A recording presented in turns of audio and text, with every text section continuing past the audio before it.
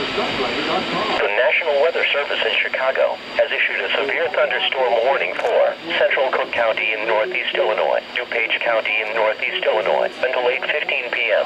At 7:17 p.m., a severe thunderstorm was located near Warrenville and moving east at 35 miles per hour. Hazard, 60 miles per hour wind gusts and half-dollar size hail. Source, radar indicated. Impact, hail damage to vehicles is expected. Expect wind damage to roofs, siding and trees. The severe thunderstorm will be near Lyle and Wheaton around 7:25 p.m. Downers Grove and Glen Ellen around 7:30 p.m. Westmont and York Central around 7:35 p.m.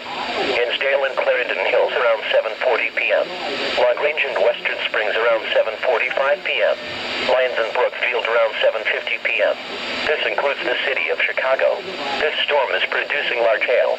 Seek shelter now inside a sturdy structure and stay away from windows.